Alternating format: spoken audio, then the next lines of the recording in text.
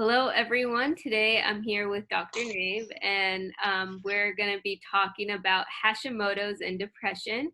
Dr. Nave is from Arizona. She's a naturopathic doctor, and today we're going to go into the neurological effects of Hashimoto's and how they happen, what you can do about them. Dr. Nave also has a passion for intergenerational traumas and resolving them. So I'm so happy to have you here today and would love to learn a little more about your story. Thank you for having me as well. I'm really excited to have this discussion with you. So I was drawn to naturopathic medicine before I knew what it was. So I'm originally from Jamaica, and in my culture, there is a great emphasis on being connected to the land, using herbs for medicine. We're very passionate people. And however, as is common for a lot of us who are Black, Indigenous, and people of color, there's a lot of stigma around mental health. You're told to pray it away, or like, oh, it's not a big a deal. There's a lot of minimizing, and now we have the language for that, like spiritual bypassing. Oh, it will be fine, that kind of thing. And so for me as a Christian, when I look at how God sees us, he sees us as whole beings, not just physical beings, but spiritual, mental, emotional, and physical. I wanted the medicine that I use to partner in my client's healing to have a similar kind of approach. And so when I found naturopathic medicine, it was kind of like an aha, like, oh, here's the name for the way in which I always wanted to practice, Mm-hmm. And so I am very passionate about it being a partnership, because you as the client, all of us have expertise in our bodies. And in modern medicine, that expertise is often minimized, especially if you're a woman. And even more so if you are a BIPOC woman, a woman of color. And so I'm especially passionate about working with women to unlock the vibrant, vivacious person that's living within them. And the way in which I choose to do that is by addressing intergenerational trauma, trauma healing, and our hormones. I love that. So, there's all types of women that Mm-hmm. suffer from Hashimoto's. Mm-hmm. How do you pinpoint, their trauma? And usually, is it just the intergenerational trauma, or is it something else that sort of leads them into, these sort of conditions? So before I answer that question, I think it would be good for our audience to sort of like have a framework as to what trauma is and what intergenerational trauma is. So trauma is not so much about the circumstance as opposed to the body's response to things being too overwhelming, too much, too soon, too quickly. And it is such a high stimulus that your body sort of like shuts down to conserve energy and to keep you safe. And so it becomes a problem, however, when we're stuck in that mode and we don't leave it. And when we're stuck in that mode, that can lead to us passing on the trauma to other people in the way that we relate to each other, as well as that can affect the way in which our DNA is expressed, which is how we get the intergenerational trauma piece. And so when thinking of the trauma and how to figure out what aspects of the woman's story is being affected by this, it's all in the way that she tells her story, right? So for what I've seen for a lot of us, when we talk about our experiences, for a lot of the women that I've worked with, this statement is pretty common. I haven't been well since. And it may be that they were an exuberant child, they enjoyed their life, maybe they were quiet, whatever it is, but something happened and it changed the trajectory. Or maybe it wasn't so much as a exclamation experience, meaning like this was the thing and then nothing has been the same sense. Maybe it has been a collection of different scenarios and experiences that have led to where they are. And so it's more about me listening in on what she's telling me and what she's not telling me. Does that make sense? Mm-hmm. Yeah, because there's a lot of weight in the nonverbal. Mm-hmm. Yes. I Yes. see. So, like, I knew I grew up with a lot of intergenerational trauma myself, and Mm-hmm. I had this sort of, I would say disconnect from my family, and Mm-hmm. because I grew up in a very dysfunctional home, and Mm-hmm. in order for me to maintain any sort of peace, I had to Mm-hmm. sort of just leave that space, because Mm-hmm. I think that environment was causing a lot of this chronic stress in my body in itself. And a lot of people don't notice that, like they Mm-hmm. don't notice the stress that is being caused on their bodies and where it could be from. But, when they think of stress, it's like, oh, like high demand work, or like, that go go go lifestyle. But there's other silent stressors, like, Right. their environment, that they Mm-hmm. could never think about. Would you agree? Absolutely, absolutely. And I love that you said that it could be these silent stressors, because I think society discredits the intuition or gut feelings or your spirit, like being sensitive to these things. So some examples could be like, oh, I had a really great childhood. My family was really great. My parents were really supportive. But I had this one aunt that whenever I'd see her, she'd be like, oh, you're getting fat, or oh, you shouldn't wear that dress, or you shouldn't wear that hat, or maybe you've come out of the closet. I don't even like that term. You've come out as your full self, and suddenly your parents have disowned you or didn't show up to your wedding. All of those things are stressors, right? And what determines whether it becomes traumatic is more about the response. Like, is it so overwhelming to you that something happens afterwards? And so when we think about those trauma responses and how it can show up: anxiety, depression, um, perfectionism, working a lot or seeing your worth in your work, spending all your time on your children and never spending time on yourself. And those things can pile up, right? And just like you were saying, with like being with your family and it being a chronic stressor, research has shown that for those of us who have intergenerational trauma, which I'll give some examples of intergenerational trauma, some big ones like racism, slavery, any forms of genocide, the Holocaust. You might not have been witness to the event itself, but if your grandparents or your ancestors experienced it, that influences you, which can feel really heavy because it's like, crap. Yeah, patriarchy, Right. yeah, even the wars and Mm-hmm. extreme poverty. I mean, Mm-hmm. PTSD, all these things Mm-hmm. sort of, I mean, you may not, know about them because you didn't have to live through them, but Mm-hmm. I think they get carried on, and they come into different forms through Right. your parents and then Mm-hmm. down to you, right? Yeah, yeah. So it even affects the way in which we relate to ourselves, you know? Um, yeah. And so with the autoimmune piece, going back to the intergenerational trauma and the DNA alteration, is that what they've seen, most of the studies have mostly looked at Holocaust survivors and haven't looked at the other intergenerational traumas that we've mentioned, those historical traumas.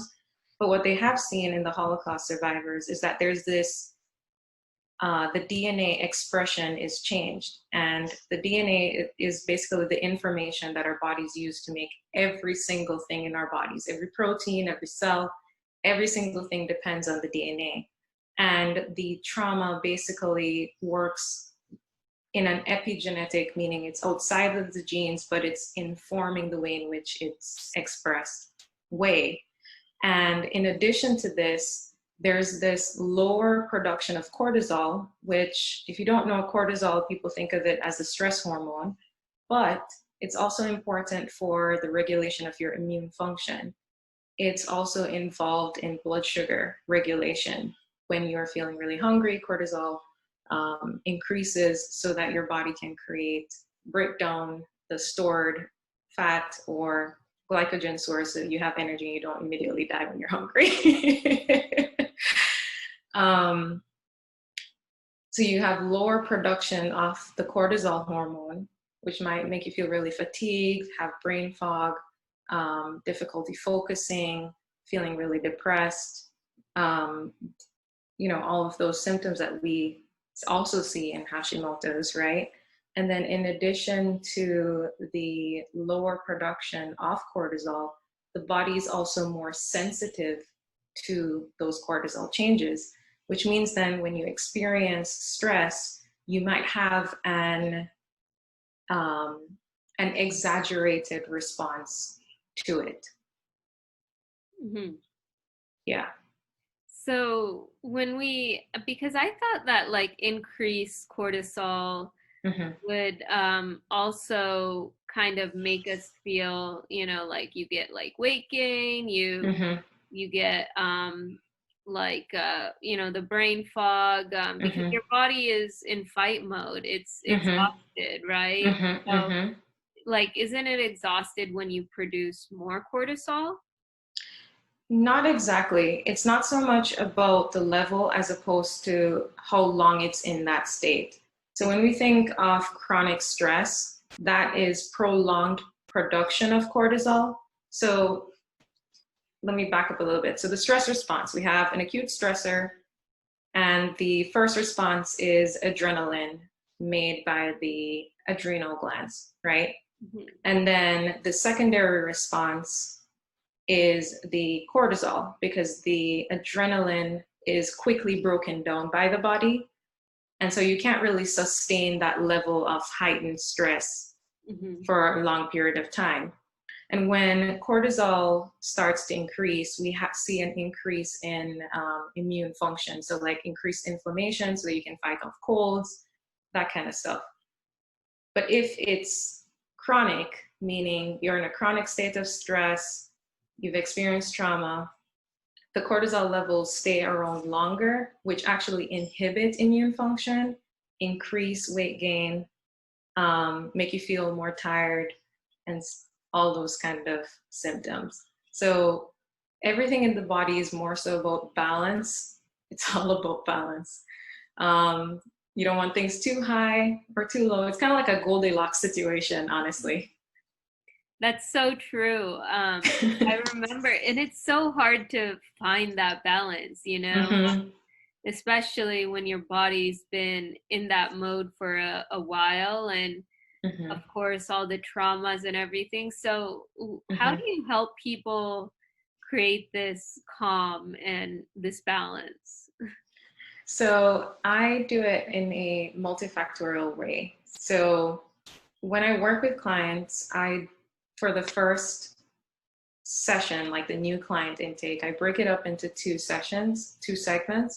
And the first one is like the medical information, the objective information. This happened, then this happened, these are my symptoms kind of thing. And the second session, I want to hear their story in their own words. I want to understand exactly how they experience their dis-ease. What is important to them? What are the symptoms that are the worst for them and why? How do they experience that? Because in that moment and in that session, how other people experience it is irrelevant, because how you experience it gives me the most information in terms of how to tailor your summary sheet, your individualized roadmap to health and wellness for you. Because what is important to you might not be important to someone else, and that is an important part in terms of meeting that success, because the success is dependent on what you want it to be, not me. Exactly. Of course. And I think, a lot of people, a lot of women come to me and Mm-hmm. they tell me, hey, how do I lose my weight? How do I, Mm-hmm. have this hair stop falling out? And, Mm-hmm. behind that, I see a lot of like body image issues. I see Mm-hmm. eating disorders, Mm-hmm. fear of food when it comes to like Mm-hmm. everything and anything they're Mm-hmm. putting in their bodies, and Mm-hmm. almost that loss of confidence. And I Mm-hmm. understand, like they don't want to be judged, they want to Mm-hmm. feel confident, they want to look Mm-hmm. good, but Mm-hmm. how do you help someone through that? Because I'm sure you meet a lot of women as well who Mm-hmm. have weight gain as their number one symptom, right? Yeah, yep. A lot of women say that. And I love that you had mentioned the patriarchy earlier, because I feel like our body image is tied up so much in terms of culture and not our internal compass. And like an important aspect of healing is to be our full selves, not what the world told us to be, not what our parents said, or grandparents, or religion, or anything like that, you know? And so one of my colleagues and friends, my dear friends, she told me of this point, and I feel like this would be really great for all of you listening, is what has my condition given me? Not all the negatives, what has it taken away, but what has it given to me? You know, what are the positives of having this condition? Because what you may notice, and I've seen this with a lot of women who have autoimmune conditions, is that they may not have been putting themselves first in their lives. They may have been running themselves down, and now they have the opportunity to pause, to check in on how they're doing mentally, emotionally, physically, and spiritually. And if we become preoccupied with the weight gain and these symptoms that are telling us that something internally is going on, we may be missing a true gem to unlock us really being our full selves. And so something I explore with women is I give them homework. I give them journaling homework. Um, you know, not just these are the things I don't like, but recognizing the parts of themselves that show up to protect them, to basically have a greater insight in as it relates to their inner workings, mental, emotional, physical, spiritual, all of that stuff. Because we can do all of the lifestyle stuff, but unless we address the mental piece, then we're missing a key aspect of your personhood, because you're not just a physical body. Right. And, that's one of the things I've also practiced with many of the Mm-hmm. women in this group. I kind of just Mm-hmm. shared my own gifts from all these autoimmune conditions. And it Mm-hmm. was a lot of things. I mean, humility, gratitude, Mm-hmm. it really showed me to like not have an ego, like all these things that are sort of missing in our society today. Mm-hmm. Um, Mm-hmm. and it gets you in touch with your soul. I think Mm-hmm. a lot of people lose their soul just living in today's society. And Mm-hmm. I think, with the illness, I kind of was able to discover myself and who I Mm-hmm. really was. And Mm-hmm. I saw that as a gift because Mm-hmm. it's like your story is someone else's guide. I think that's what they say, is Mm-hmm. someone else's survival guide. And that's kind of what had inspired me to bring this group of women together and create Mm-hmm. unity. But I saw all these gifts that, from childhood that I didn't see, and I kept getting hit with autoimmune conditions. And when I was younger, I thought, oh, this may be a curse, like all these symptoms and dealing with the symptoms, it's almost like, am I like cursed to have these conditions, and you Mm-hmm. don't see the positive, but there's so much more that the eye can see. And I think that Mm-hmm.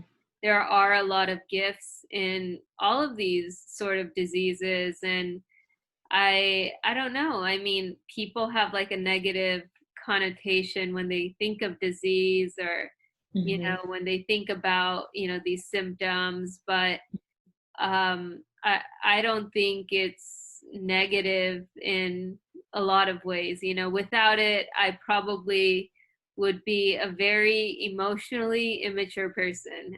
I would think. Yeah, I'm really grateful that you created this group for these women, because we weren't created to do life alone, and modern society doesn't afford us community. And so I think this is a wonderful resource that you have created. Um, as you, there was something that you said, I know I lost it. Oh well. I think it was with regards to, oh, the negative aspects of things. Um, I think another thing to remember is that you're not your condition, Of course. right? Because even when people talk about mental health, like, I'm depressed rather than I am experiencing depression at this moment in time. When I see chronic conditions, or rather, what I notice about some who have chronic conditions, there's this tendency to identify with the condition and sort of to become absorbed in the condition as their identity, which can be a block to healing as well. Because if you're attached to it, the body sees the, whether it's protective nature, like, we don't do things just because, is what I'm saying. There's always some reason behind it. It's always providing some benefit, even if it has a lot of negatives associated with it. So an example would be someone who has a substance, a chemical dependency, for example. The chemical itself provided something to them. It relieved some of that pressure so that they didn't have to confront the trauma, because maybe they didn't have the tools, the time, the space to process it. And so, even as I say, seeing yourself as Hashimoto's, you, both of you being one, I also want for you to think of extending grace to yourself in the moments that you see yourself as being synonymous with your condition, because it is providing some benefit for you to think of it in that way. I just hope that you don't live in that state. Like, it's not a persistent existence, basically. Yeah, of course. Like, you don't want any of these conditions to define who you are. And Mm-hmm. you want to be creative with your life, live Mm-hmm. your best life, even with the condition you have. And, I saw it at first, I saw it as a setback, but, once you start learning and healing your body, it's Mm-hmm. actually the biggest gift you can have. Because I think, healing also involves addressing these traumas that you talk about. And how else would you have addressed the traumas if you didn't have this disease? Yeah. I always hope that it doesn't have to come to this for someone to take time out for themselves. However, if you are at this point, now is as good a time as any. So when someone comes in and they're Mm-hmm. dealing with depression, they're dealing Mm-hmm. with brain fog, Mm-hmm. um, is there like, do you just start them off with like supplements and diet? Like, is that your No, thing? I don't like giving people a ton of supplements. I do all of my investigation up front. So if I do recommend any supplements at the beginning, it's if it might be like multivitamin, fish oil, vitamin D. So like that's like my foundational, whether you have an autoimmune condition or not, this is like foundation to support you being well. If you're already on a multivitamin, I'm not going to tell you to just stop it. If it's a good, and I'm using good loosely, maybe like a high quality, I prefer that terminology, high quality multivitamin and supplements that you're on, then I'm like, awesome job, keep up the good work. What are the other things that are going on in your life? And so that's what I'll do with the supplement aspect of things in the beginning. Otherwise, I do a lot of investigation. As I said, we get the medical history, which includes your family history. Does anyone else in your family have this condition? All that do you have a history of trauma? Because I ask those things too. Screening for depression, anxiety, any history of mental conditions, mental health conditions, any other conditions going on, any other symptoms, that like a full person situation is what I'm saying. And then that second one, it's them telling me, they're basically giving me a lot of information to help determine what homeopathic remedy I will recommend, because I use homeopathy as well, which is really gentle, cost-effective intervention that supports the body's own healing mechanism. And then other things would include like hydrotherapy. Are you drinking enough water? How to use alternating hot and cold to help with sleep, or if you're having sleep issues or depression or anxiety. Water is just really great. Hydrotherapy is like, if you have access to water and a way to heat up said water and some cloth, you are golden. Love that. Yeah. That's amazing. So I think, we talked a lot about these sort of symptoms that people deal with from a neurological perspective to like weight gain, hair loss, all these different things. Can you share like a case that you've had with somebody who's dealt with Hashimoto's? They came in, they're like, Dr. Nave, we wanna I wanna lose some weight. How do I lose weight with Hashimoto's? Whenever someone comes to me and they're like, oh, I want to lose some weight, I see that as a sign that something else is going on and that is not the real goal.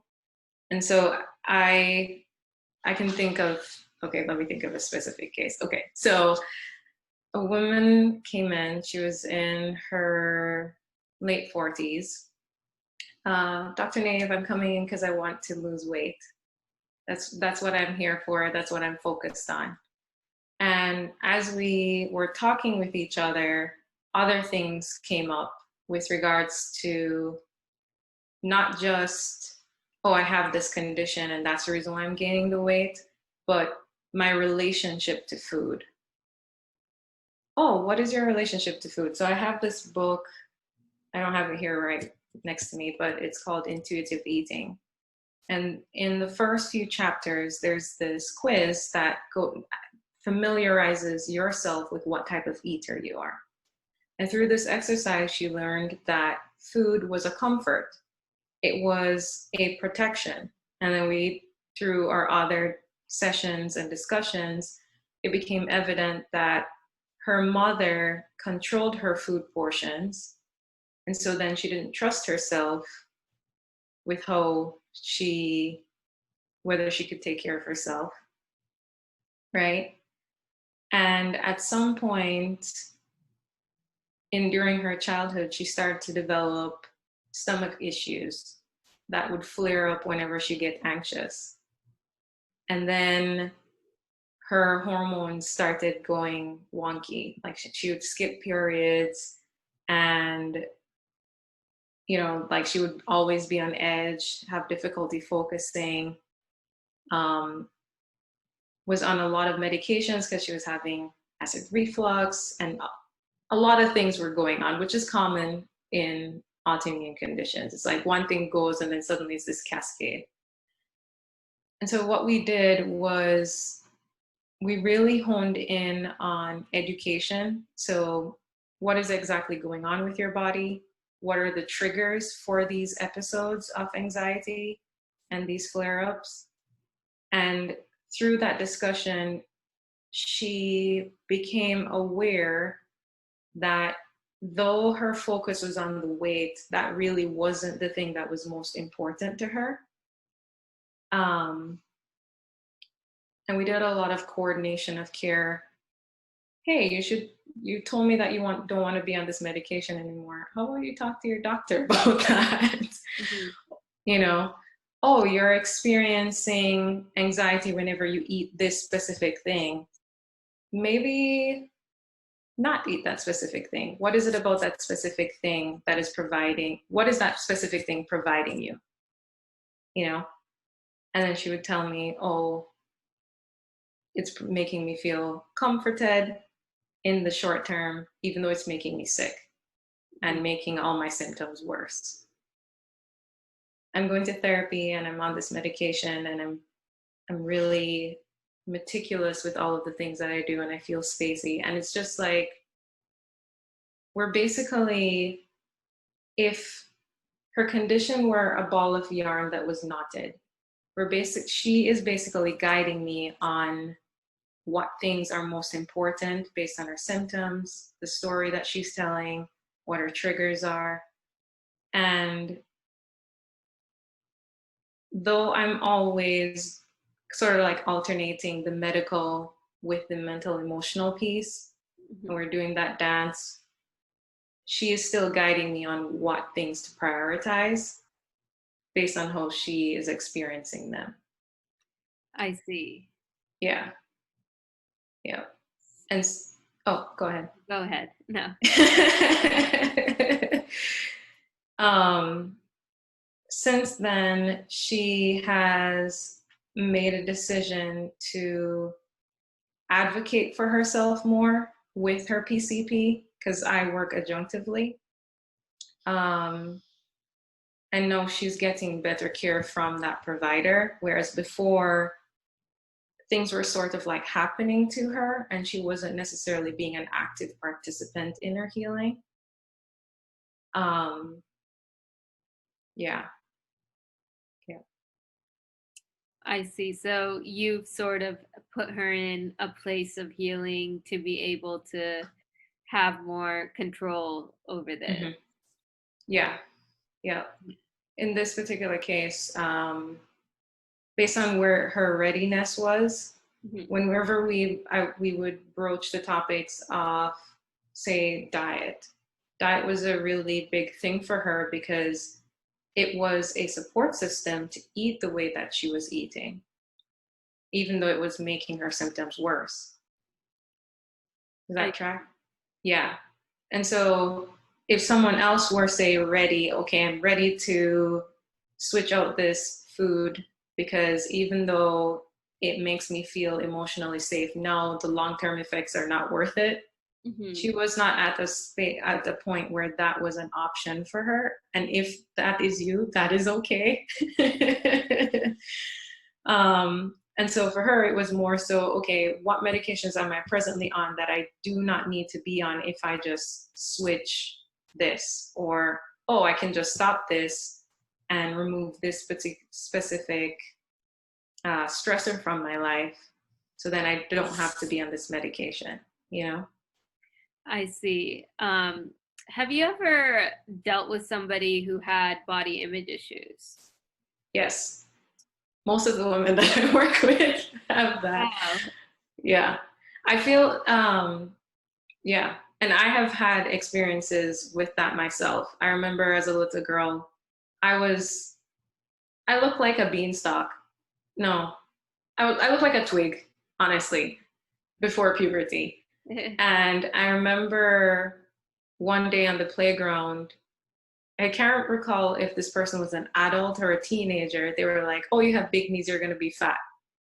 And prior to this specific moment in time, my friends and I would get so excited. Oh my gosh, I'm 90 pounds. I'm getting up to be 100. Like, we were very excited to get bigger and stronger. But at this specific moment, I had never wanted to be smaller than I was in my life. Wow. And for a long time, especially like in that early teenage years, my relationship to my body was not good. I remember I did like 200 crunches in one day, like a crazy person, and like sped walk 2 miles. Like, it was exercise anorexia, let's be honest. Mm-hmm. And I find that a lot of women, even if we don't meet the diagnosis for an eating disorder or body dysmorphia, have some of these characteristics, or rather ways in which we relate to ourselves and to others. And so some of those things may be, oh, I can't wear that because I look like a pumpkin. Yeah. Right? Right. Or someone who, it's okay to say someone is fat. Fat is a substance as well as a physical thing that can be on your body. And so I noticed also there's this self-deprecating humor that is sometimes associated with it. Oh yeah, I could never wear that. Like, I gave someone a compliment, like, oh my goodness, you look like Twiggy, your eyes, your hair. Mm-hmm. And the response was like, yeah, like a fatter version. And it was like meant as a haha, like, I'll say it so that you don't have to say it kind of thing. Mm-hmm.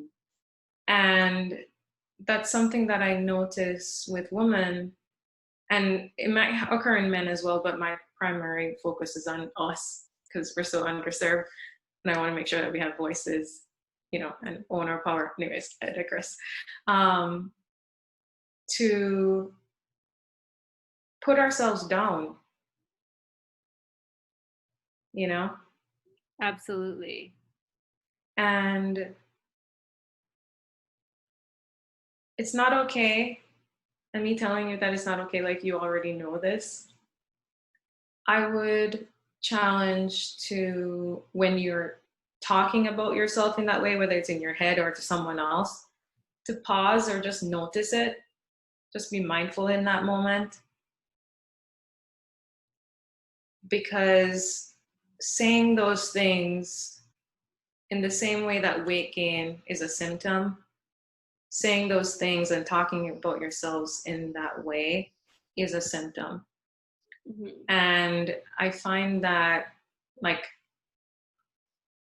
myself, I'm not there anymore, thank goodness. I love dressing up, and no, I don't really care. I am who I am. I'm like, oh, I feel a little bloated today. I wonder if it's around my period. Like, I can objectively see, or like, if the clothes doesn't fit, it's not you that's the problem, it's the clothes. Like, shifting the framework that you don't fail, diets fail you. Like, diets were created to fail, Mm-hmm. not to support you. And so we do a lot of like shifting framework and like discussing how we refer to ourselves, how we talk about ourselves, how we relate to other women. Yeah. And so when it comes to body image, I see that as a common thing, whether it's the major thing, like, oh, if I just lost 5 pounds, I'd be prettier, or I'd get that job, or my boyfriend will like me, or my girlfriend will like me, or my partner will love me, or I'll feel sexy. Oh, what makes you say that? Right? Right. Yeah. That makes sense. Yeah. I mean, I think a lot of people do feel that way. I know myself, 16 years old, I didn't want to be judged. And I thought, one thing I could control at my age at that time was my weight, Mm-hmm. and it would bring me peace. And Mm-hmm. and at that time, it's kind of like as you grow up, a lot of people, they don't like get to know you on a soul level. They want to Mm-hmm. and I think the media and society teaches people how to get to know each other on this surface level for Mm-hmm. these superficial things. Mm-hmm. And, someone could have a really big heart and Mm-hmm. an amazing soul, but they Mm-hmm. would never be that popular person or that person worth talking to because they're judged based on Mm-hmm. how they look or whether they're attractive or Mm-hmm. whether they have the qualities of a media superstar. It's Mm-hmm. and I think that's where there's this sort of clash between a person, especially when they're dealing with a disease, and just society, and how like almost narrow-minded everything is, or how Mm-hmm. everything is just so surface level. Mm-hmm. Mm-hmm. Yeah, it's very disappointing. But uh, things are shifting, I think. I feel like most of us as women are fed up and do not want it for ourselves, our daughters, nieces, sisters, anyone who comes after us. Yeah, we're done with all of that. Of course. And I think, back in the day, other generations, they didn't have all this like you had to look a certain way to be attractive. They didn't have all that. Like life was so simple, and people respected one another for what they did have. And that's kind of, it's like, when did this become a rarity? I feel like there was always something there with regards to looks, because if we think about like testosterone versus estrogen, for example, before they say in science, anthropology, and like the scientific history of human beings that men who had more testosterone were more aggressive, better homemakers, and they had like facial hair, right? And if he was clean shaven, he wasn't to be trusted, kind of deal. And so, like, a lot of cultures have these ways in which we function and see certain physical attributes that denote class, denote fertility. Like, there are some cultures that if you don't have birthing hips, I guess, full bodied woman, then something is wrong. Like, if you're slimmer or a smaller statured woman, it's not as beneficial. Whereas Western culture, it's like, you should be skinny, blonde, blue-eyed, tall, look like a model. And we're just like, how many of these people exist? Right.